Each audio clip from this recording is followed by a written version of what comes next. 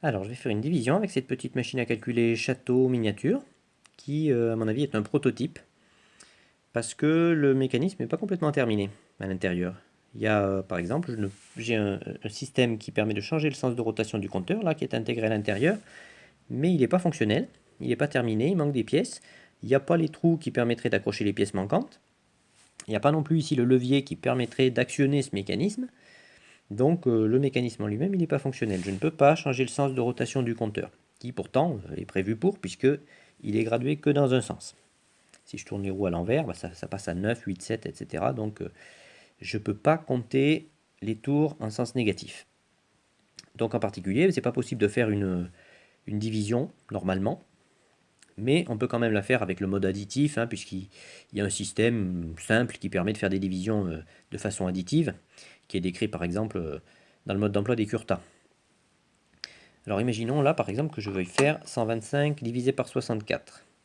Donc je sélectionne ici mon diviseur, 64, et je vais faire des additions. Je vais additionner 64 une fois, deux fois, trois fois, etc. jusqu'à ce que ça fasse 125. Une fois, deux fois, et je vois que déjà ça dépasse 125, ça fait un peu trop. Donc 2, c'est un peu trop. Donc du coup je vais diminuer, et là j'ai la possibilité par contre, parce que cette machine donc elle n'a pas le changement de sens du compteur, mais par contre elle a le passage des retenues au compteur. Donc je peux directement passer au dixième ici, et diminuer le 2 dixième par dixième.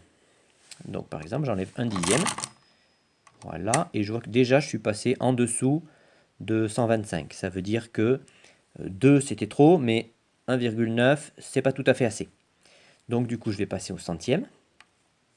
Voilà, et puis je vais par contre ajouter les centièmes. Donc 1, 2, 3, 4, 5, 6, jusqu'à ce que ça passe au-dessus de 125. Voilà, donc 1,96 c'est un peu trop, mais 1,95 juste avant c'était pas tout à fait assez. Donc je passe maintenant au millième. Voilà, comme je suis au-dessus de 125, je vais soustraire. 1, 2, 3, 4, 5. Voilà, je suis repassé en dessous. Je passe au 10 millième. Je les ajoute petit à petit. Voilà, et au 100 millième, je soustrais. Voilà, je suis repassé en dessous.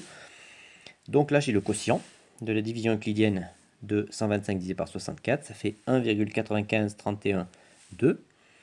Et avec ça, je peux aussi en déduire le reste. Il suffit de regarder en fait ce qui manque pour arriver à 125. Donc là, ça va faire 0,00032.